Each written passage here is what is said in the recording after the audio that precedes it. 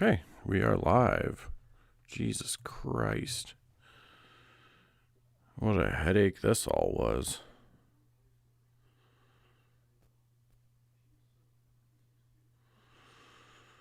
Oh my goodness. Okay. Gonna get all this going. Share the link. You know what? Actually, let's see if I can do this for a second.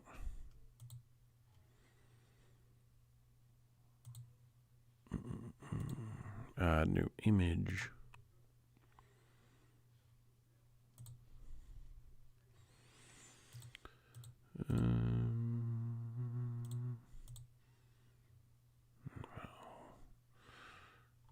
No, I don't want any of these.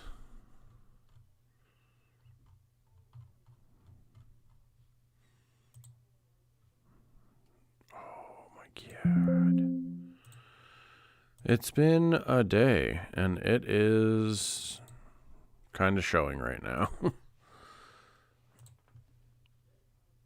There we go.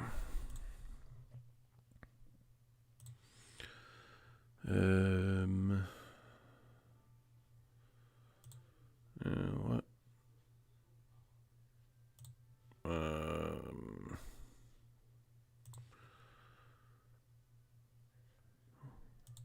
Hamilfet, Motu, Drew, Andrew. What's going on, brother? Just getting shit all sorted. Well, now, why does it say... There we go.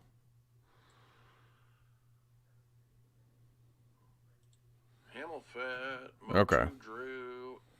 Cool. So, the audio sounds good at least. Take a little snippy shot. And we'll see.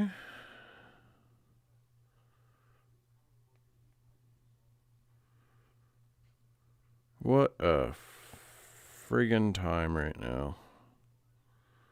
Bueno. Good.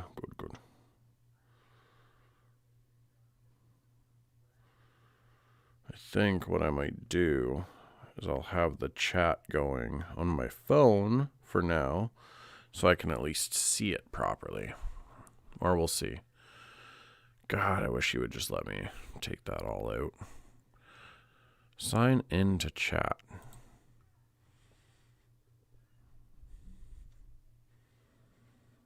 No, don't want that right now. You ever just have a day where it's like one thing after another and like you're just trying not to lose your shit? It's kind of how I feel right now.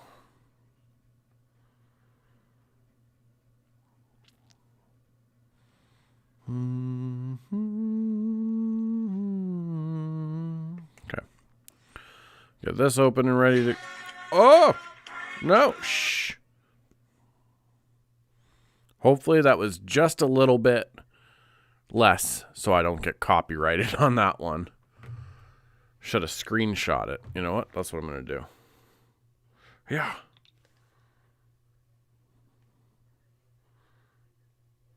There we go. Holy shit. What a fucking time. You know what? Where's my headphones? There they are. I need to get new headphones for down here. Oh, there we go. Now I can hear myself a little better. Oh, it's hard to wear over-the-ear headphones like this now because of my earrings. I gotta try and watch Dune again. I'm dyslexic, so I never read anything about it. I've been watching Halo since I played the game. It's been amazing. That's dope. I watched a little bit of the first season of the Halo show.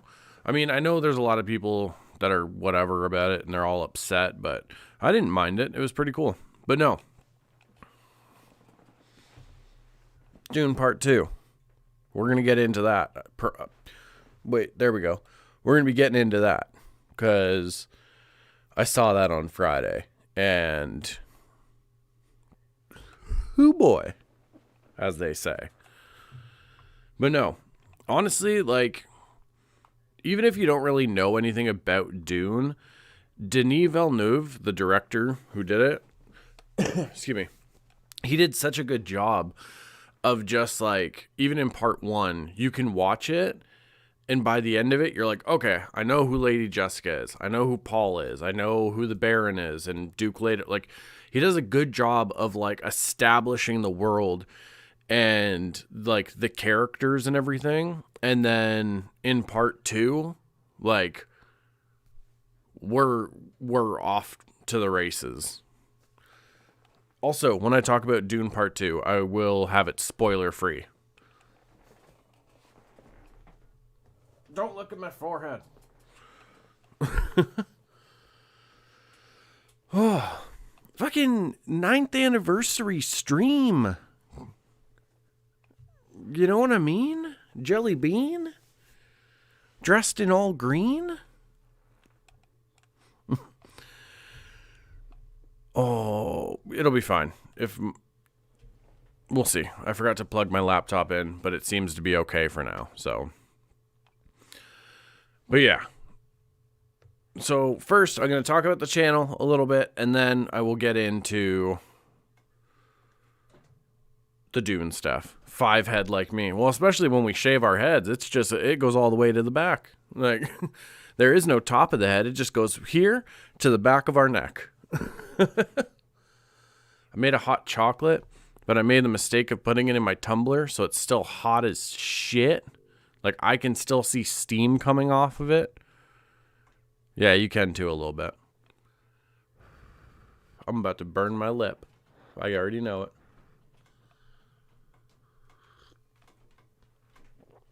Okay, that's actually not too bad. It's like perfect. Mustache tissue. Excuse me. Okay.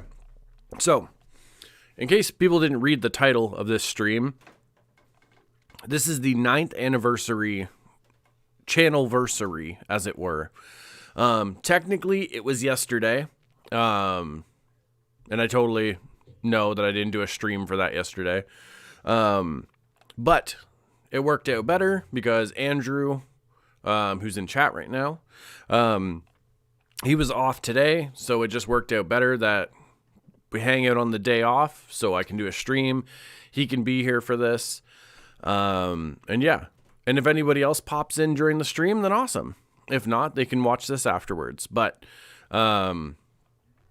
Andrew, and congratulations on almost a decade of success, and cheers to the friendships. Love you, kid. I appreciate that a lot, brother. Love you too. Gotta fix this stupid cushion. There we go.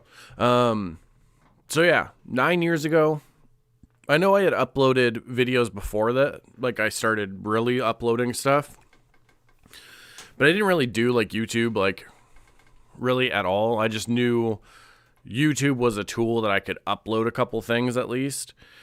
Once I started doing the life lessons episodes, and then eventually the vlogs with Juvie and stuff,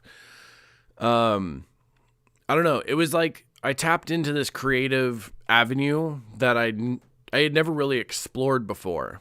And the only way I can describe it as, it's like if you look at like tree roots kind of thing. I started on one little path, and then because of this little path, I ended up going all these different directions and doing stuff that, like, some of it I've always wanted to do. Some of it I just took a chance and saw just to see what would happen. But like doing the short films and the poetry pieces, those are things that I had always wanted to do. And especially as far as like the poetry pieces, like I pretty much, like, I grew up doing music of some sort. A lot of it ended up being like rapping and doing like hip hop and stuff like that. And eventually like doing actual like rap battles and everything.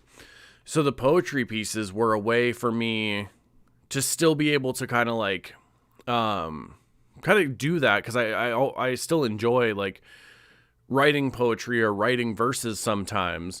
But like, I was a different person when I made those poetry pieces than I was when I was younger. So I was able to do them with a more like mature perspective of certain things, you know what I mean? And like having gone through certain stuff in my life, being so far removed from that now, I was able to write about things and not still have that same like anger and like certain feelings about it.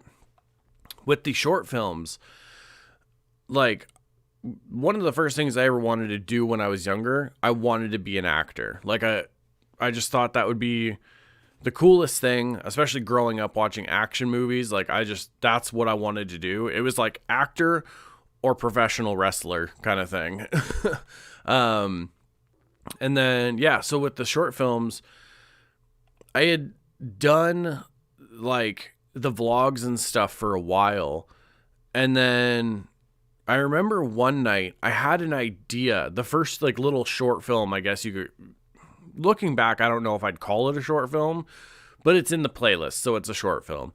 But the one called The Beast, I remember I was sitting in my room one night and like the idea just hit me, and I started, I storyboard things in my head. So I kind of like had a couple of shots, like kind of thought out what I wanted to do with it. And then I just started writing. Like, there's a little baby moth in here. But yeah, so I just started writing it. And it just kind of like, it was a snowball effect. So it was pretty much written, shot, edited, and released like all in the same like night pretty much. I want to say it was probably released the same night. If not, it was put out like the next morning. But yeah, since then I did like a Saw fan short film, which like I still enjoy, I still love. I also love like the people who have stayed till the end to see that little post-credit scene, which is fun. Because not everybody actually stuck around and saw that, which is fine. But it's cool that like if I get a message or a comment or whatever, about that. So yeah, I don't know. It's been a really fun ride, but I'm going to, jump to the comments cause I see a few. Bro, the amount of knowledge of life that you have helped has helped so many across the world. It's quality, not quantity. You don't need 1 million followers. You have the motherfucking hooligans. Hell yeah. Morning coffee with Juvie. I want to bring that back. I had a lot of fun doing the morning coffee stuff because that was just like a way to just like have a coffee. Like I would literally have my morning coffee and I would just shoot like a video and talk about whatever I wanted at that point. There could have been something from the day before or whatever have you. So those are fun. I'd like to bring those back. Alyssa is here. Okay, hold on. Excuse me. Alyssa is here. She took her nap before you started. All right. We'll see what happens. But hi, Alyssa. Thank you for all the support over the years. I love you and couldn't imagine my world without you and Andrew. So, boom. Take that. But yeah, so I don't know, like with the channel, I've done like a lot of stuff that honestly, like it's been a lot of fun. Two of the videos that I really, really like that I don't really know who's going to remember them or who watched them, but I did 2 videos just kind of playing with like different theories that were out there about like movies or shows. And then I did one where I talked about a person, Lily E. Gray. And yeah, Mr. Crane. Oh, we'll touch on Mr. Crane for sure. Hi, Alyssa. But yeah, so with is Willy Wonka a killer? That was the one video. And I had a lot of fun doing that. That would be those would be cool to bring back at some point. The one with Miss Lily E. Gray, that one was really cool too because I had always heard like theories and stories that she was involved with like Aleister Crowley and stuff like that. But then actually sitting down and doing research about her and then also doing research about like Aleister Crowley and stuff and kind of like solving that little question that people kept bringing up about her and Crowley. I don't know. It was a lot of fun for me. I had a lot of fun doing those videos as well. To what Andrew said, Crane, Mr. Crane was the one, that was the biggest short film that I had done, or really I have done in a way. Because the thing is with Mr. Crane is like, I still have like an idea of where I can take the character, because like, if anybody even listens to the song, like the last song I put out, two verses, one take, like I reference Mr. Crane in that as well. So like that character and that idea and everything is still very much close to my heart. And I still have an idea of where I'd like to take the character. Do I want to do more short films with him? Absolutely. The problem with that is certain things involve, it's budget restrictions and shooting locations. It's just, there's a lot of ideas I have for Crane that I just can't figure out how to execute, if that makes sense. Because I have ideas for like something that happens in like, well, a couple ideas for like Victorian era London. I had one back quite a few years ago about him with Jack the Ripper, and at first it looked like it was going to happen and I was going to be able to shoot it, but then two of the people that were supposed to be involved kind of changed their mind and they didn't want to do anything with like Jack the Ripper. And like, I don't know, that was the story that I was focused on at that point, and it kind of just, I don't know, it fell apart in a way. But you never know, maybe in the future. But yeah, I'd love to explore more of Crane through short films. I'd love to write maybe some short stories about him and do audiobook companions of that in a way. So yeah, pretty much like the idea would be is I write like certain little short story collections about little adventures that he's been on and like people that he's met / like helped create in a way. And then for people that prefer audiobooks, then I would do audiobooks for them, and then those would just be on the YouTube channel for anybody that would want to listen to them or whatever have you. New t-shirt idea. A caricature of your face with those badass glasses and beard on the back and a coffee mug on the left chest. That'd be cool. Yeah, that would be really cool. I'd have to find an artist to do that for me because I cannot draw. I can do like abstract art. So yeah, you never know. Which is funny because I actually got an email, yesterday, that apparently I made a sale. So I'm going to show, so I sold a t-shirt of the More Powerful one. It's called More Powerful, but it's like a play on the quote from A New Hope, where like Obi-Wan says, if you strike me down, Darth, I'll become more powerful than you could ever imagine, kind of thing. And the shirt just says, I have become more powerful than you could ever imagine. But just because some people like actually thought like I wasn't telling the truth, which is fucking weird. I don't know if it'll show. Yeah, my margin is $2 on that shirt. That's what I make on those. So, at some point I would absolutely love to handle the merch and all that stuff like in-house on my own, because that would help the channel a lot. It would help me a lot. So, yeah. But no, I would love to do more stuff with Mr. Crane. I have stories in my mind. I have one that I was working on before that I need to finish up. And what else?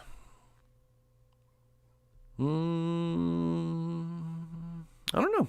I guess that's it for now. If I think of something, then I'll bring it up later in the stream. What else been going on? trying to think. I should have wrote show notes down, but honestly, like, oh, I had everything planned, and then it was all like last minute. Still, somehow, even though I had things planned, I had to like rush and figure shit out. That's why this started a little late, but yeah, I don't know. I don't think like doing the channel for the past 9 years has been absolutely amazing because turn that a little bit because I've gotten to connect with a lot of like really awesome people. Well, I'm going to put my phone on vibrate because my ringtone is She's a Beauty by The Tubes, and I don't need that to be copyright striked or whatever have you. But yeah, I've gotten to connect with a lot of really awesome people. And there's a lot of people that like I met through the channel or just before I started it that have like been with me through like some of the highest highs that I've had in these past 9 years and some of the lowest lows. Like, it's just one of those things that like I can always count on some of these hooligans to like be there like with me and be there for me. And like I couldn't ask for anything better in my life. So like for the past 9 years, if you've been around, thank you. And I absolutely mean that from the bottom of my heart. It means the absolute world to me. So I'm going to take a sip of my hot cocoa and we're talking about Dune because I need to get it out of me.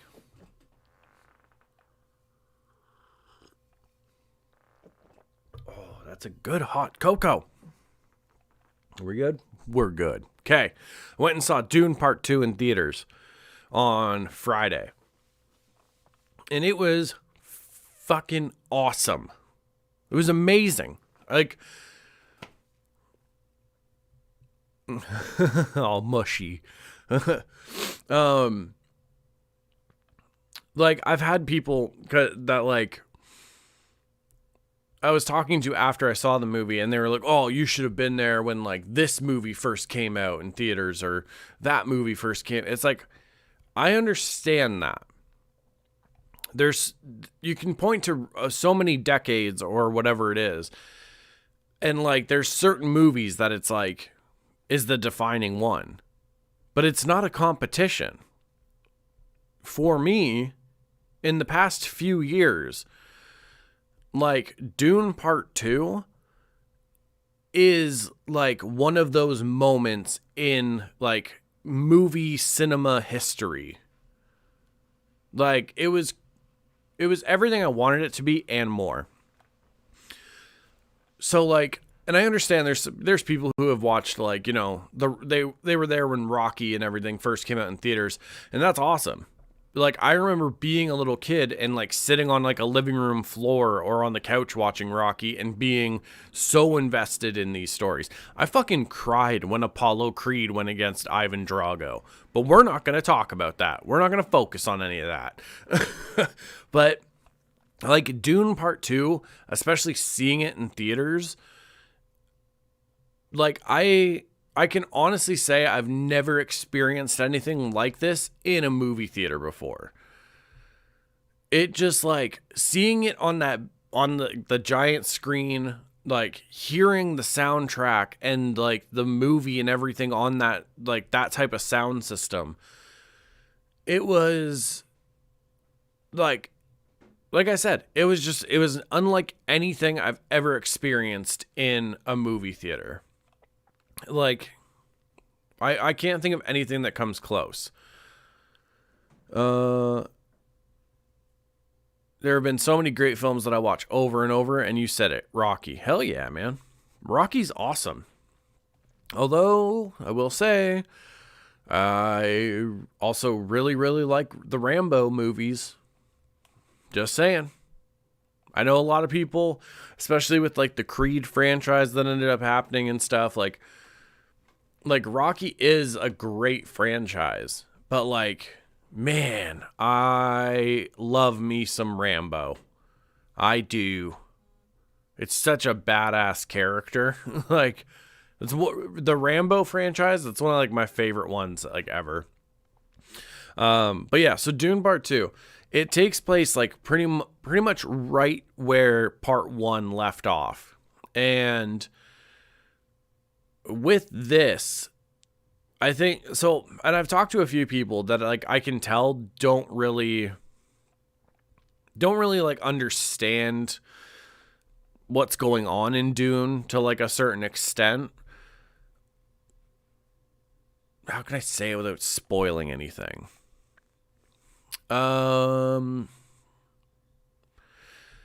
Dune is very much the story of somebody that if you look from the outside in, from with just a very basic kind of view, you just go, okay, Paul, like this is the hero of the story. These are the villains of the story. This is other stuff that happens within this world.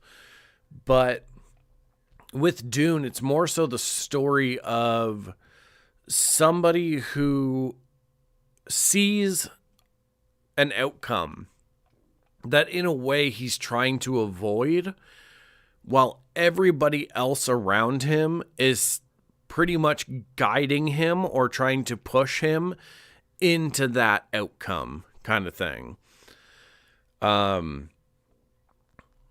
It's a story of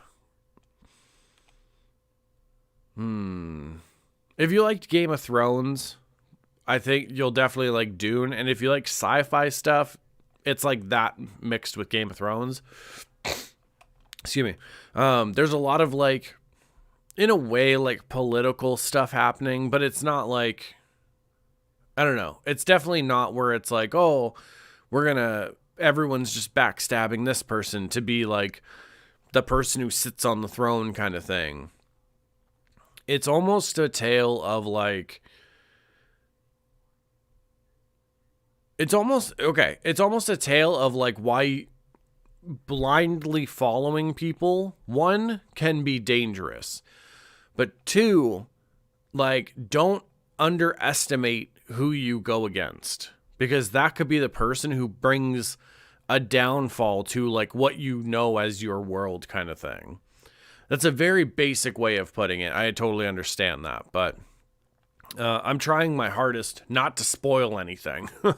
But yeah, so Dune Part 2, it's like, while Dune Part 1 is setting up the world and introducing you to the stories, Dune Part 2 is very much more of like an action slash like war movie. We see a lot more stuff happen. We see how certain people rise up in power while others start feeling threatened, and they start trying to scramble to like eradicate these problems or like how to deal with them kind of thing. Secrets are going to come out, you know what I mean? Nothing stays in the dark kind of thing. And yeah, I think that's all I'll say for the story, because I don't want to end up spoiling anything. But the visual effects and the CGI in it, 100% like some of the best I've ever seen. And so Dune Part 2 had a $190 million budget, which like is a lot of money. But like when you compare it to like some of them, like a lot of the Marvel movies that have like way more of a budget, you look at like their CGI and Dune's, and it's not close. Like, I can't help but feel like Disney and Marvel, a lot of those end up looking very cartoony, and it triggers that part in your brain where you go, well, that's obviously fake. Like, I can tell that's fake. Whereas with Dune, Part 1 and 2, the visual effects and like the CGI in them, it like they almost look like it exists. Like the one of the ships that are around, they did it so smart because they actually built the body of the ship, and then the wings were like CGI'd in. Excuse me. The wings were CGI'd in. So like it's a mix of like practical stuff mixed with visual effects. But like even like the larger ships, and like, hold on. This scene here, like this little ship thing there, some of the cities, like this whole thing looks realistic. Like it looks like it's all real life when you watch the movie. And it's almost mind-blowing. Excuse me. Love Rambo. Hell yeah. Say it. We can see your excitement. Just yell spoiler alert. Yeah. The problem is, like, I feel like you can't really talk about part 2 with spoilers without understanding somewhat of part 1, because people are just gonna be like, who the fuck is that? But no. So, like, the one thing I guess I'll talk about, but it's not like a spoiler. It's in the trailers and shit. Like, it's all over the place. But there's an actor in it named Austin Butler. He plays one of the Harkonnen characters named Fade Rotha. And, like, I've never seen Austin Butler in anything, show or movie. I knew he played Elvis recently, but, like, I didn't see that. So, like, I had no frame of reference for him as an actor. Like, he plays, like, this, like, psychopath style character so fucking well.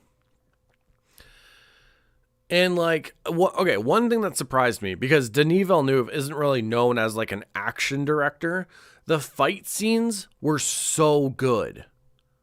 Like, it's so fucking good. Like, it wasn't super cut heavy where, again, like, I've talked about it ad nauseum on this channel. You don't need a cut for every single movement. Like, if someone throws a punch, that doesn't need to be a cut, like, when they're throwing it, and then you cut the camera to another view when it lands, and then another view when you're pulling your punch back. Like, I hate that shit. I do. And, like, the Dune fight scenes are so good because we just get to stay there and we get to watch the action unfold. We stay with these characters.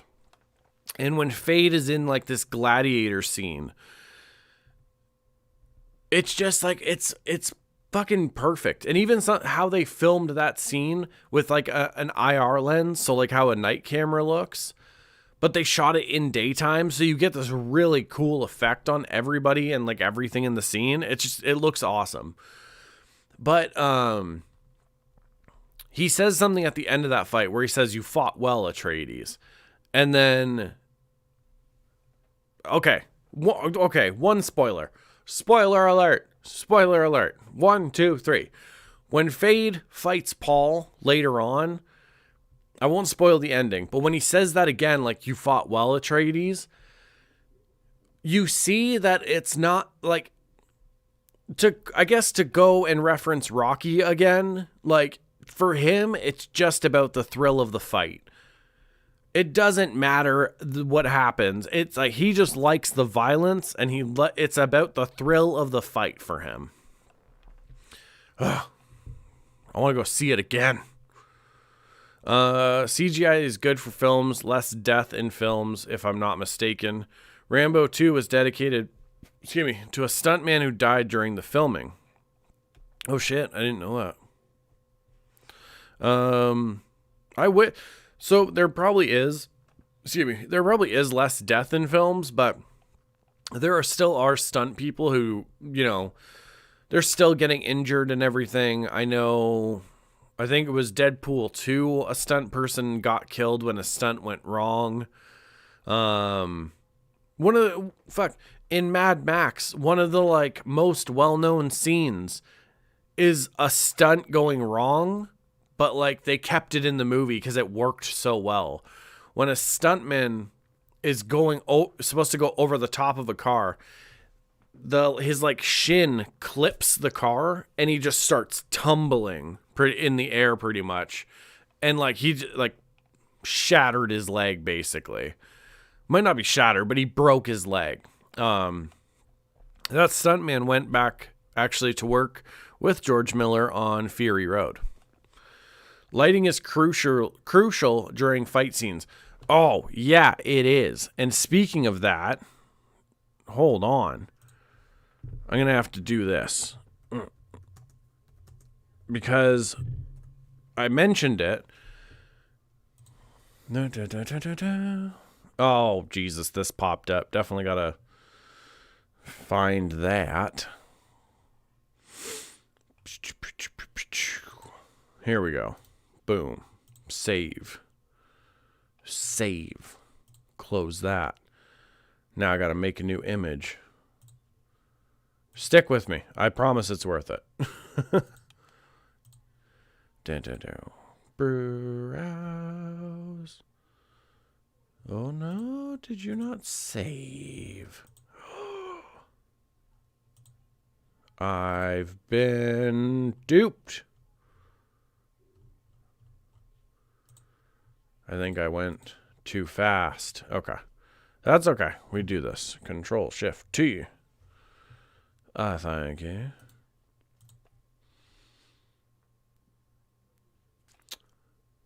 Oh, I see what happened. I see. And I'm not a fan of that. So we're going to do this.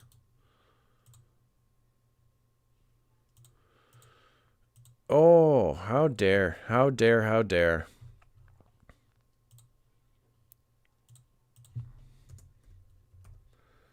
Something popped up and it reminded me of something we have to talk about on the stream. So I will get to that.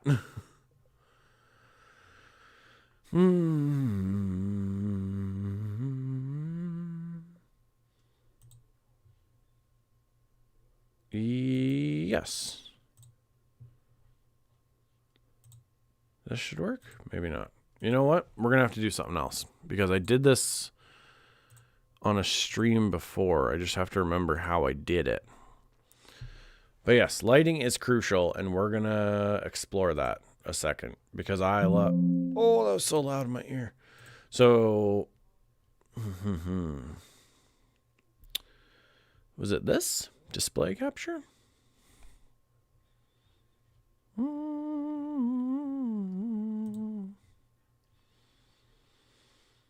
Yes.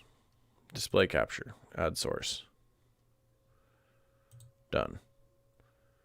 We're going to bring this down here. And we're going to open. Don't need you. So this scene right here. Let me make this larger. I need to get a second monitor down here so I can do this while I actually see. So I'll pull this back up on my phone so I can actually see what's happening.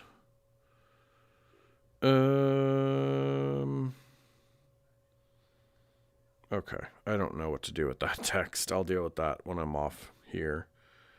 Bam, okay. Down here so I can do this while I actually see. The delay. So I'll pull this back up on my phone so I can... There we go. Okay, so this scene here is from, like, the Paul and Fade Rotha fight that I was talking about. And it, like, the lighting here with the sunrise behind them, it just looks so good. And you get glimpses of them lit from the front here as well. And it's not like, it's not overly lit. Like it's very genuine to the world. And it's, I don't know. I love it so much because it feels very authentic to the world and to the planet of Arrakis.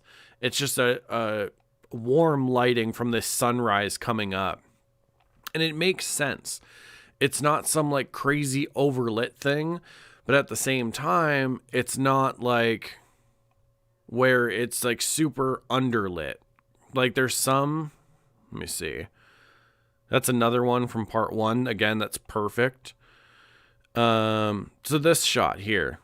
This shot to me is like, there's a mistake that I see a lot of movies make where you have your two main actors, but then there's too many shadows around. So you lose what's happening.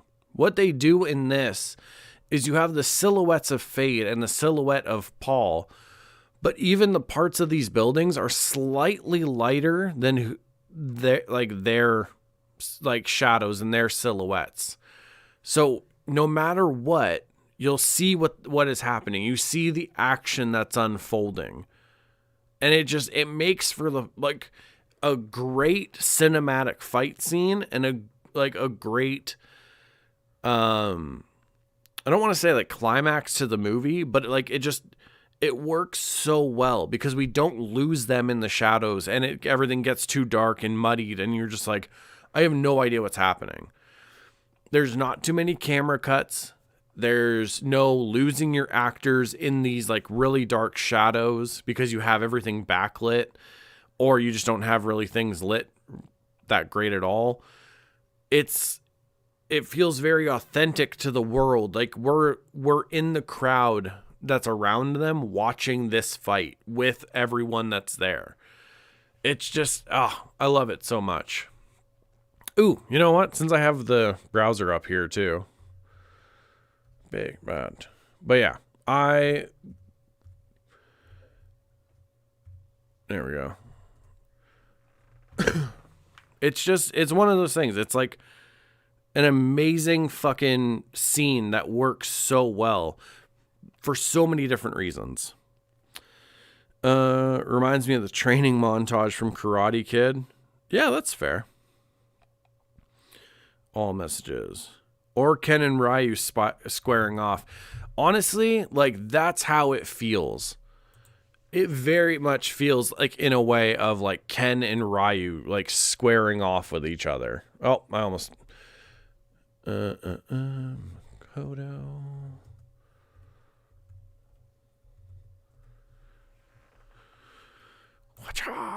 This, I've talked about this figure on stream, but I didn't have the actual desktop like set up properly. You know what? I'm actually going to see if I can do this.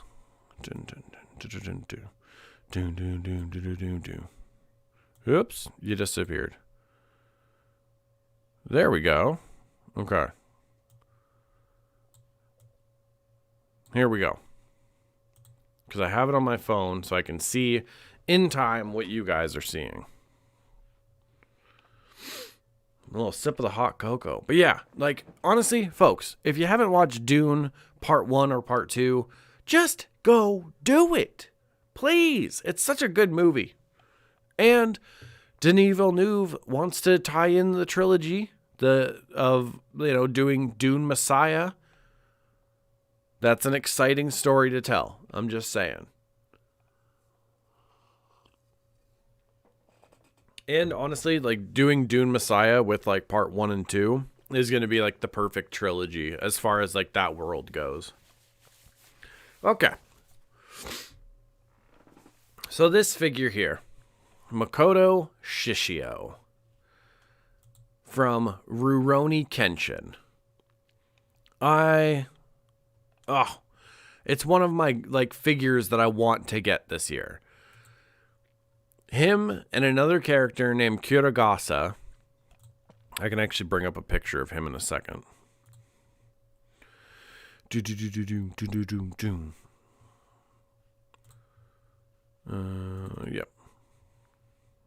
So we'll put that there. But yeah, Makoto Shishio. Okay, good. It's on there. I have it on my phone here so I can see what's going on. But I also know there's a delay.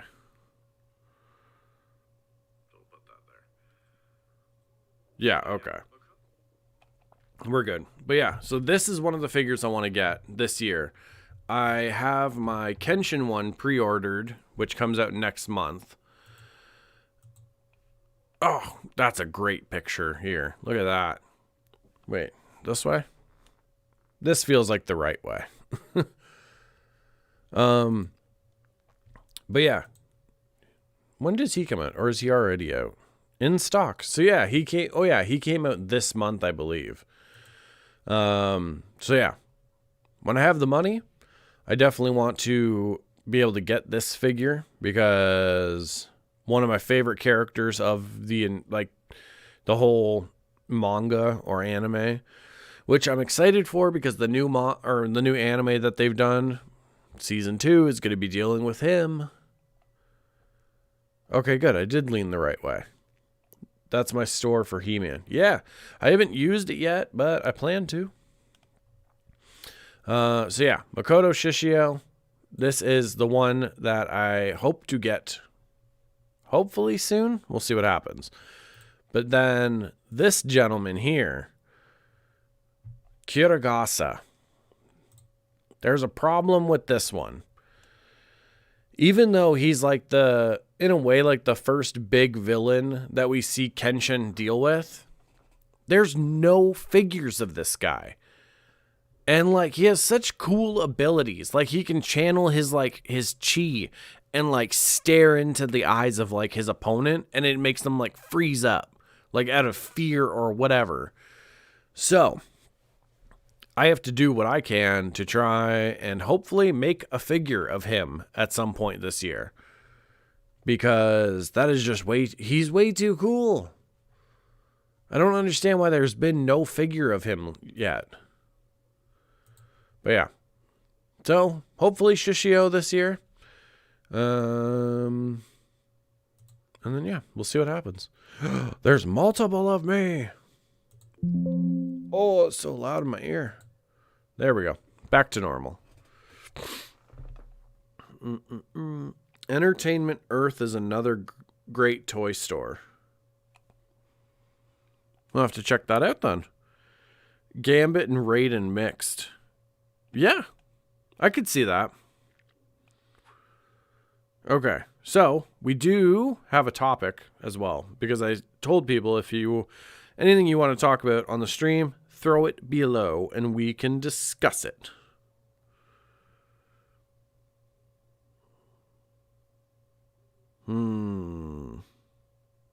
I got excited for a second, but it's not what I thought it was. Let me do this. My daughter texts me, so I'm going to text her back super quick. Quick little intermission in the live stream here.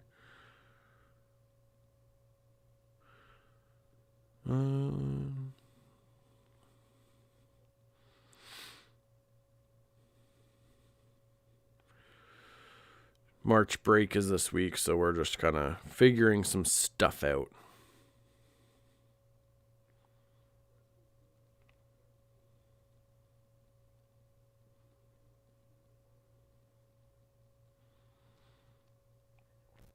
Apparently, she's going to see an ostrich person.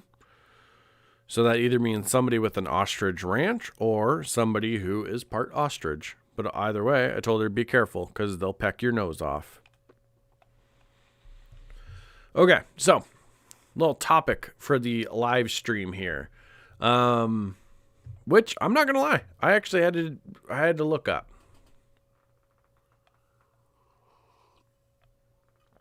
Okay, so Mike Tyson, 57-year-old Mike Tyson, apparently is fighting Jake Paul.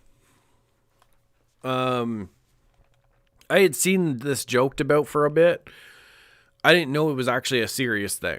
100% honesty with you.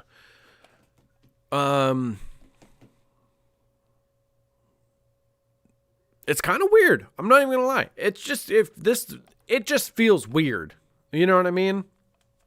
But regardless, Andrew says, or if you want to follow him on Instagram and see his really cool collection, Motu_Drew, MOTU. But yeah, Tyson versus Paul fight on Netflix. I'm totally for Iron Mike. The last to go is your power. That's true. Paul better hope Tyson doesn't connect. I know he's old now, but he still has the heart of a warrior. That's also probably true. Here's the thing. And I honestly, I totally get it. I'm rooting for Mike Tyson as well.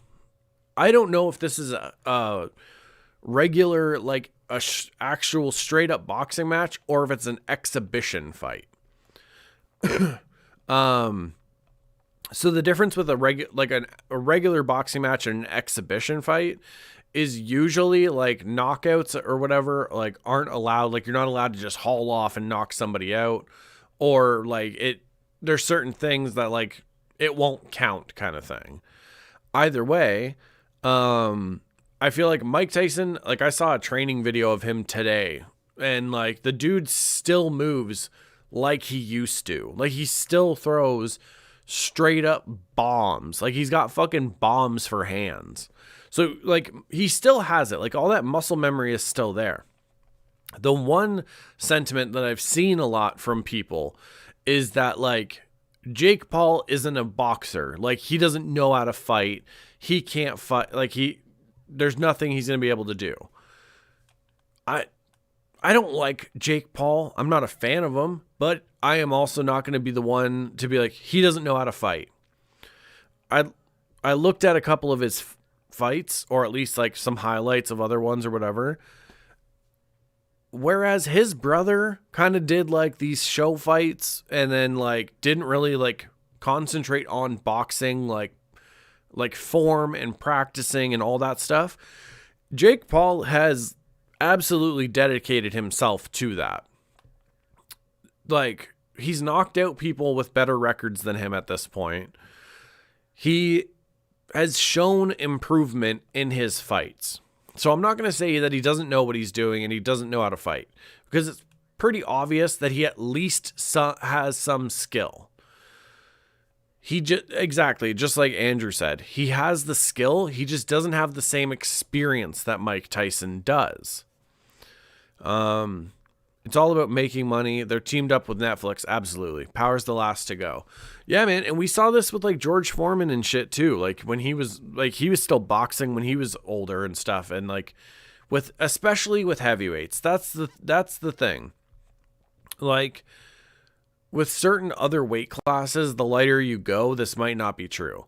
But with heavyweights, the last thing to go is your power. And a lot of the times it can just come down to who catches who like sooner. You know what I mean?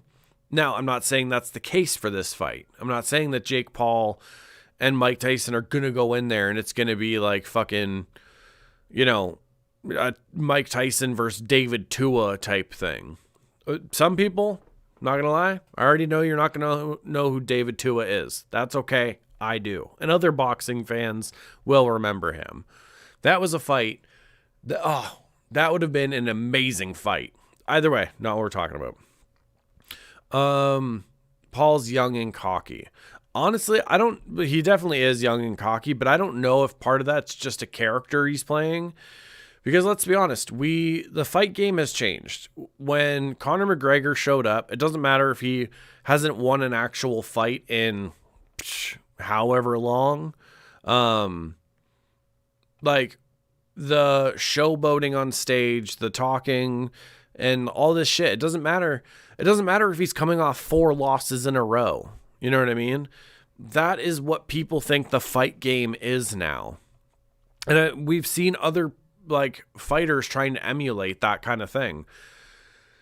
And it's just, it doesn't work like that. You know what I mean? You can talk all you want. You can be as loud as you want.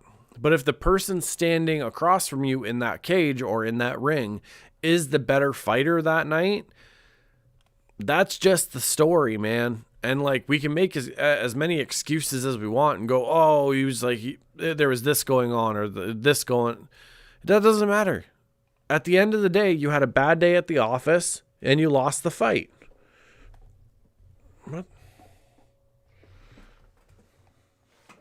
It is plugged in. Oh no, what's going on with my laptop right now? There we go. We're okay. Oh, I'm 44 and I know I still have a few good fights left in me as well. Yeah, that's fair. I mean, that's the thing. Like, I just don't like, I think people are writing Jake Paul off way too easily. And I totally get it. It's like Andrew says here, like someone plays the heel so people want to watch them get their ass kicked.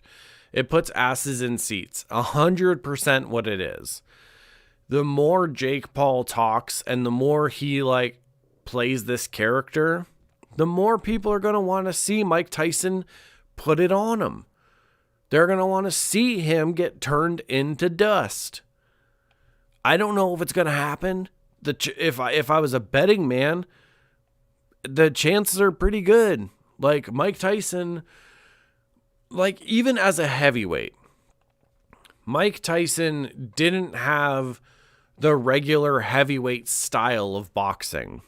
Gus D'Amato, like, trained him as if he was a lighter weight fighter, like if he was a faster fighter. If Tyson still has that in him and like can keep it up, I don't think it looks good for Jake Paul. I just don't see it happening. On the other side, have I seen Mike Tyson get knocked out? Have I seen him get beat up? Yeah, unfortunately. Do I think that Jake Paul's going to go in there and fucking Lennox Lewis him? No, not at all. Not even close. But I do think there's certain, they both have advantages on their side. Mike Tyson absolutely has the experience. That is no question. He also has the power. That's no question. Jake Paul is younger. He might have better conditioning, better cardio. You got to think, Mike Tyson hasn't been training full time and like doing like fight camps and stuff like that for a long time. Jake Paul, this has kind of been his bread and butter for a long time. So it's one of those things where, like, you know, there's going to be some stuff that like Jake Paul has an advantage in. There's going to be other things that Mike Tyson has an advantage in. Is it a weird fucking fight? Yeah. Does it feel weird that like this is even something we're talking about? And like Jake Paul, the kid from YouTube that has become a boxer, is now fighting Mike Tyson. And Mike Tyson, who's 57, is fighting Jake Paul. Like, yeah, that feels weird to say. Like, if you asked me, like, a couple years ago, like, hey, what's the weirdest thing you could think of to happen in the next 4 years? I wouldn't have thought of this. Not in a million years, maybe. Excuse me. He does have skills. That's fair. I just always loved Tyson. I grew up in the best time period. Jordan, Tyson, Hulk Hogan, Ric Flair, Austin, Sting. The list goes on. Man, you know what sucks is like I grew up with all those guys too, and it just there's some problematic dudes that we used to like growing up.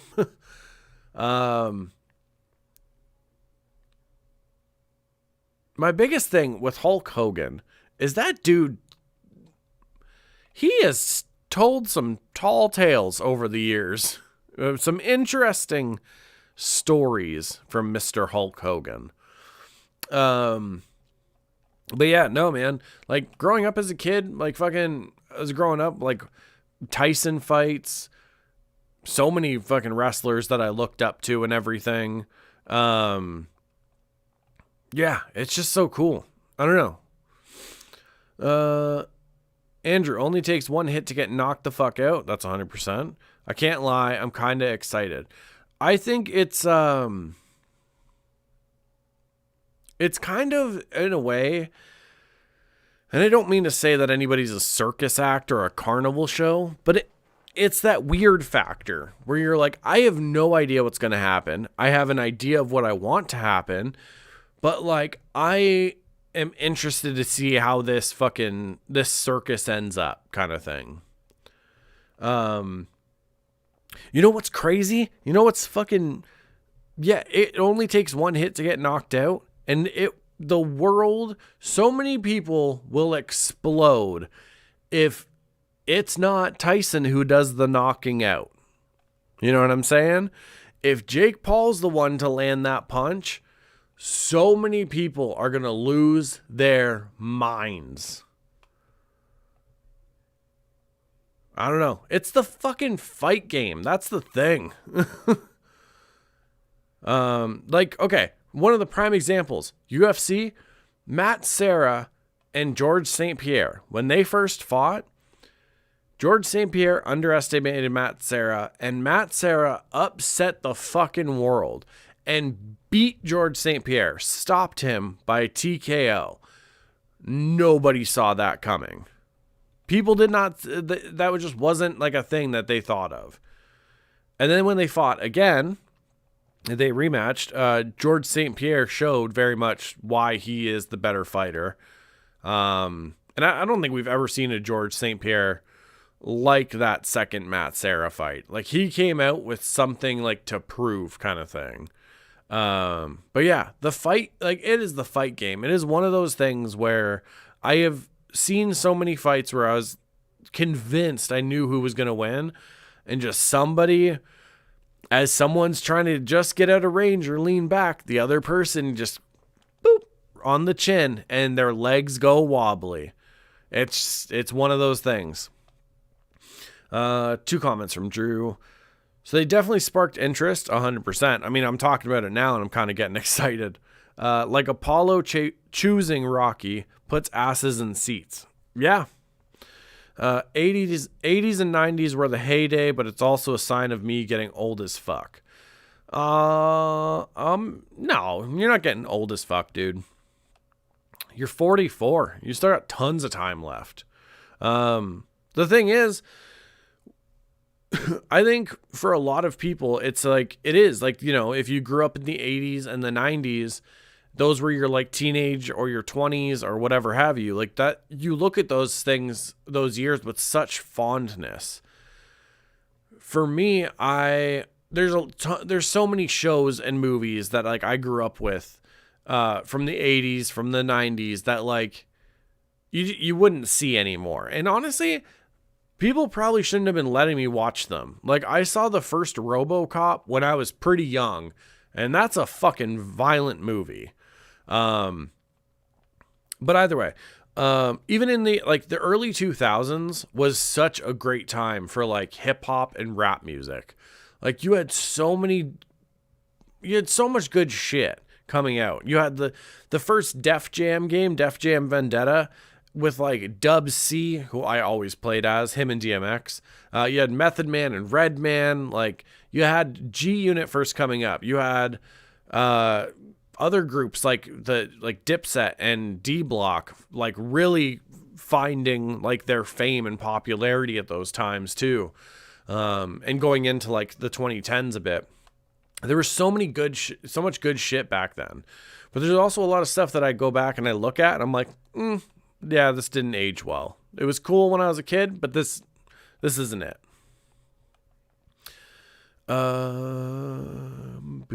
Boom. Oh, also, I was actually talking to somebody about this. They were saying that everything was better in the 80s. And I was talking about this today. And I was like, oh yeah? Watch Dune Part 1 and then go watch the 1984 Dune movie and tell me which one's better. Just saying. Yeah. David Lynch, I know there was a lot of studio fuckery with that, but I'm just, you know, you watch that one just to experience it, and then you watch Denis Villeneuve's or even the Sci-Fi Channel's miniseries from 2000. I own that. And that's on YouTube. You know what? I'll end it by saying this. YouTube Dune miniseries. It's from 2000. I totally admit some of the CGI doesn't hold up. But the way they shot that and everything, it feels like a play in some ways. But it is the most faithful adaptation of the book. And then there was a sequel series called Children of Dune, which again is also on YouTube for free. And it adapts Dune Messiah and Children of Dune. Go watch those. They're free. And they're great adaptations. But the David Lynch one, it's a weird one. Okay, so back to the fight talk. Andrew, yeah, Paul is in a lose-lose situation. If Paul goes down, he's shit. If he knocks out Tyson, it's battery on the elderly. Rocky Balboa movie. Yeah, that summed it up, like, of how I feel about it. I hope we get to see a great show. Man, so do I. That's the thing. And here's the thing. It's a lose-lose situation regardless. Because, again, if he gets knocked down, people are going to be like, oh, see, you didn't know how to fight. You couldn't even, deal with an old Mike Tyson. If he beats Tyson, then people are going to be like, so what? It's Mike Tyson. He's old now. Like, he hasn't fought in how long, kind of thing. If it goes to if it just goes the distance and they both, it's just a good or even just an okay fight, nobody gets finished at all, and it goes the distance, then people are still going to be like, you couldn't even finish an old Tyson. It's like, no matter what, the kid's not going to get any respect for this, from a lot of people at least. But they're both still about to get paid. Andrew, I still bump DMX. Hell yeah, dude. People might pass on, but that doesn't mean their music does, and that doesn't mean their movies do, or any of that stuff. If anything, that's like a more of a reason to bump their oh, that was loud. That's more of a reason to like listen to the artists that have passed away and like watch their movies and share those with other people. Yeah, just what I said, but they both getting paid. That's the thing. Regardless of what happens with this fight, both dudes are basically making a fuck ton of money. Let me see here.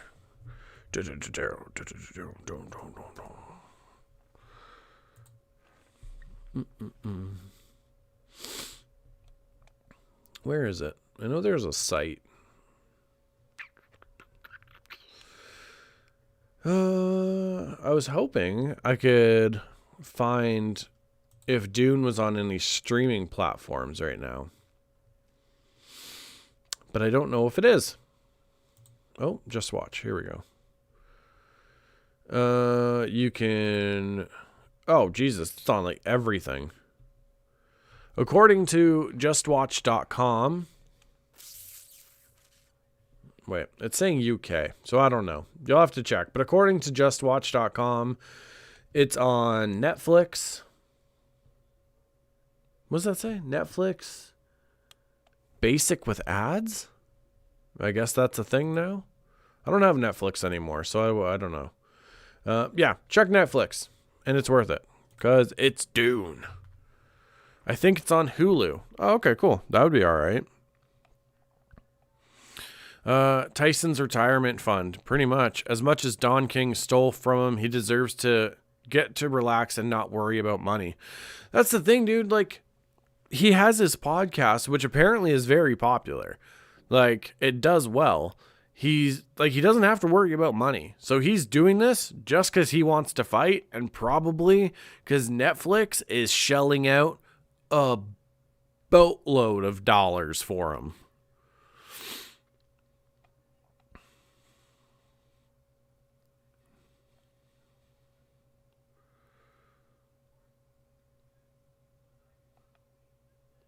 Weird. I don't know. Weird text messages from my daughter. She's amazing.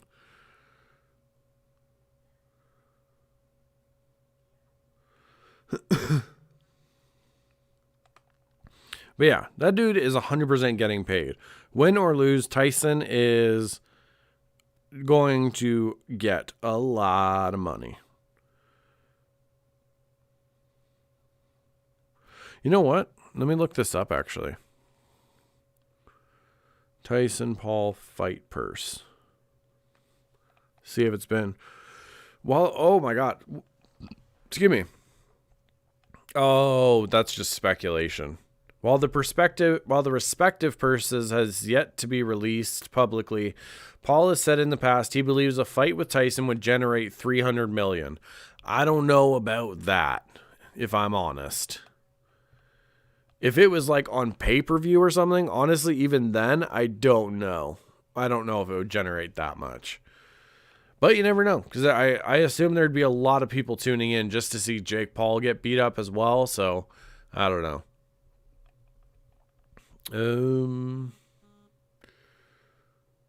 Also interesting, Jake Paul, taller than Mike Tyson. Not that that always matters, but, you know. Let me see. Tyson had a fight with former champ Roy Jones Jr. in 2020. Apparently, I don't remember that at all. The fight ended in a draw, and Tyson admitted in 2022 how he took magic mushrooms before the fight. He went in there with Roy Jones Jr. high as fuck on mushrooms. All right, cool. Like,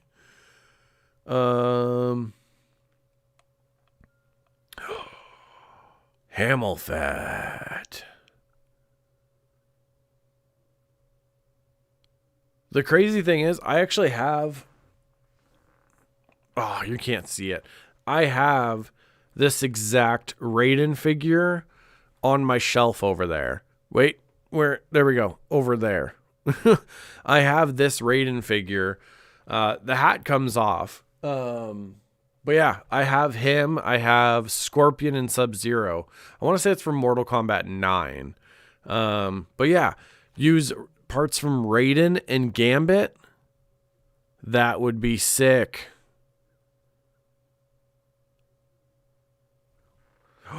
Ooh. So if I can find this Raiden figure again, or at least a Raiden figure, then I'll be able to do it. I'll definitely be using Gambit for like the head and the body. But yeah, there's going to be certain things I need to figure out as far as all that goes. Because the problem with it is there's certain things about Kirigasa, and I've never done kit bashing before, so I'll definitely have to try my hand at it at least. So he's got like a longer robe, like that. Well, it's like, see, because the chroma key stuff. I'll turn my brightness up for this one. The other thing I need to figure out is because he actually has... Oh, son of a bitch. We'll see what this does. Goddamn chroma key. But yeah, so this picture here, it's like... Oh, that sucks. Oh, you can kind of see the shading and stuff. Wonder if I like put my hand behind... No. So yeah, it's like a darker... thing that he wears that actually goes around like on his face and stuff as well, and then he's got his katanas and stuff on him, so gotta figure all that out. He's got like this little scarf thing that he wears with like the jacket or like the cloak kind of thing. So yeah, it will be interesting to see. And just as a bonus one, there's Miss Kaiju. There's Miss Kaiju with one of her toys. You can't see it as well because it's all dark. Or it's too bright. See if that helps. Yeah, there we go. That was one of her toys she got for Christmas. But yeah. So there's a little bonus one for you. Also, I'll talk about it in a second. Use hot water to avoid breaking the figures. Yeah, definitely is soften up the plastic and stuff. So we'll see what happens. Excuse me. He's helped me mix. Nope. He's helped me fix my figures and make my own custom figures. Who? Are you talking about somebody on YouTube? Did a thing not come through? Hold on. Live chat. I thought I had this clicked. Yeah, I'll have to look into that for sure. But before I get out of here, these books here, End World, I have been looking for these books for fucking ever. That's Blade, by the way. Years ago on the channel, I talked about these books. Oh, yeah, okay. You've recommended him to me before. That's the second book, Thief River Falls Run. Twin Cities Run. There we go. But this first book, The Fox Run. I've been looking for these books forever. And I just can't find them. And I admit I am being a little picky because I'd like to find these original covers. But man, this is why some books or like libraries or whatever it is have as many books as you can. Especially if they're from the 80s and stuff, because I want them.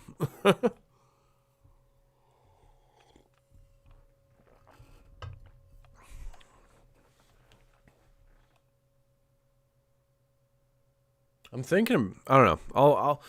I'll have to look at those figures because now my brain's going about the Kirigasa figure.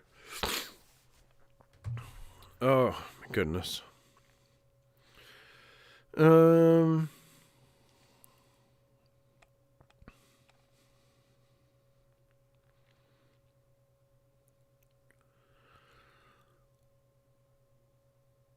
Okay. That's not a thing. Oh, okay.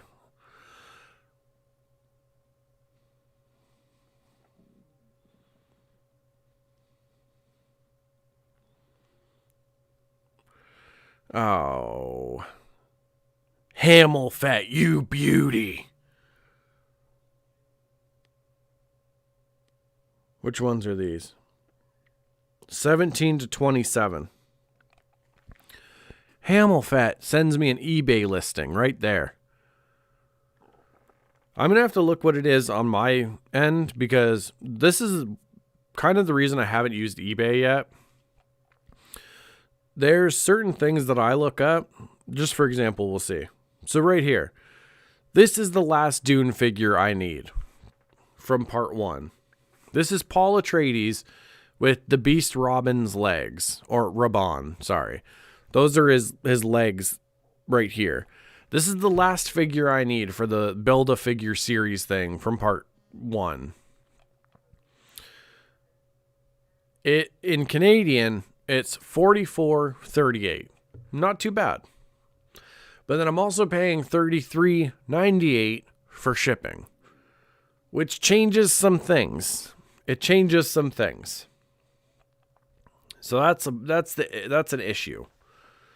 Because yeah, there's another listing here, $75.42 for the figure plus $16 for shipping. Oh, it hurts my soul. Cause yeah, right now, the Beast Raban. I just hit my microphone. Don't pay attention to that. The Beast Raban is hanging out with no legs. He's got no legs. And until I get the Paul Atreides figure, he's got no legs. Also, this is who Dave Bautista plays in part 1. Well, and part 2. That's the Harkonnen sword. Nope, wait. That's the Harkonnen sword looking badass.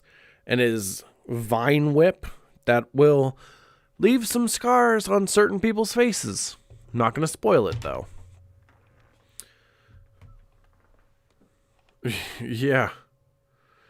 So yeah, it's no bueno. It's a no bueno. Do I have something in my... Oh, I had something in my cart, actually. So yeah, so what I had, or at least one of the figures that I found, that's Paul Atreides. I put it in my cart to see like the final thing, and I'm looking at about $52.45 for Paul from part 1. Unless I find him for cheaper. So I'm going to keep my fingers crossed. Ooh, that's a no bueno. Okay, so for the books that you just sent me, Hamel Fat, Andrew, oh my god. $52.47 plus $49.48 shipping. Oh, that feels like a kick right to the b-hole. God, that sucks. Another person, $45.69 for 27 plus $27.13 for shipping. Oh, And it's not even the original covers. Yeah, like this is why I haven't really used eBay, because oh man, it like the price of the product isn't bad, but like the shipping is as much as the product, or even some cases a little bit more, and it just it changes the purchase a little bit.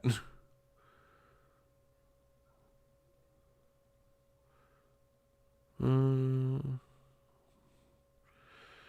I'm going to have to end this soon. My youngest needs to call me in a second. But she'll be okay for now. She's looking up kangaroo mice. But yeah, man, that's the one thing. Is like there's certain things that I would love to get, but like unfortunately for some reason, the only place I can find them is if they ship from the States or somewhere else. Excuse me. And like the shipping is like, it just gets me. It gets me bad.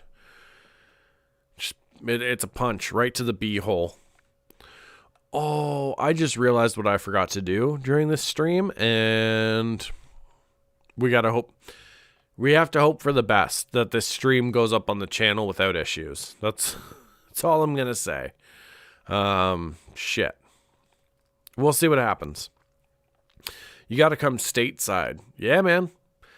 Honestly, got to get a new passport. Did it just cut my microphone? Did that pick up on the stream? See if I can get to the video fast enough. Oh, I'm going to miss it. New passport. Yeah, okay. Did it just cut my microphone? It picked up on the stream. I have no idea what that was. That was weird. There was like a loud click in my headphones, and then like the audio went like dead for a second, and I heard it on my phone. I don't know what that was, because I've never had issues with this microphone like that. Either way, yeah. Once I get like all that stuff sorted out, Florida, first place I'm going. Like 100%. I'm going to see Andrew. I'm going to see Alyssa. I'm going to give some pooches some scritches. And I'm going to indulge in some delicious cigars too. Because again, Canada, it's like they put these incentives in to try to like keep people from like keep younger people from getting into like tobacco products, which on one hand I understand, but on the other hand it messes with me. So like the regular bag of like pipe tobacco that I would usually get, it wasn't that expensive. Like it was super easy to get, and then that same bag went up in price, and it like kind of threw that out the window. So that sucks. I haven't enjoyed a nice pipe in so long. And I'm not happy about it. Same with cigars. I haven't enjoyed a nice cigar in fucking forever. Because it's so goddamn expensive.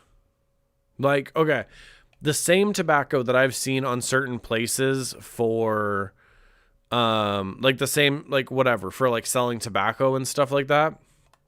It'll be like $20, maybe 25, like in the States. And then you come here and it's like 50 or $60 for the exact same amount, or even less. It's crazy.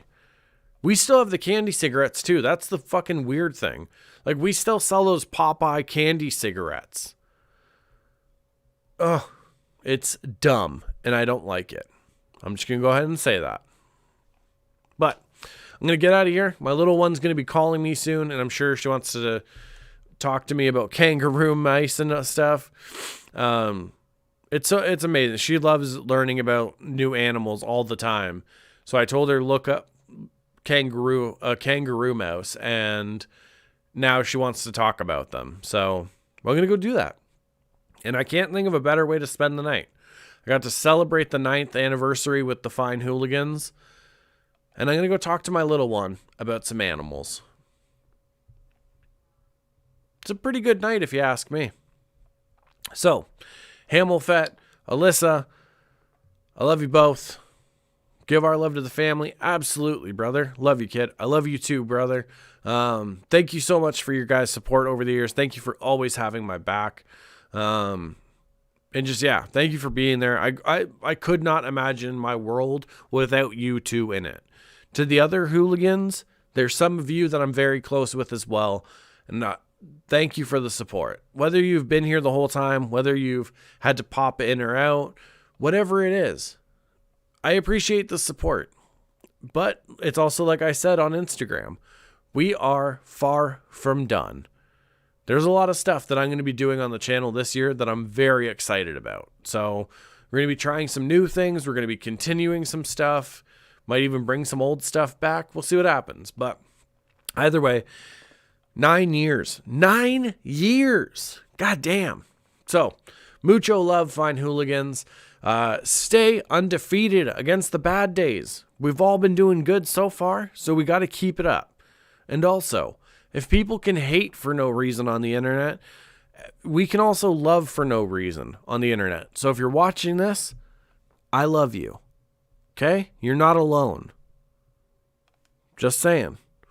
So all my quiet kids, freaks, and weirdos, for the love of everybody, for the past 9 years, thank you so much for everything you've done. And for the love of everybody, keep being weird.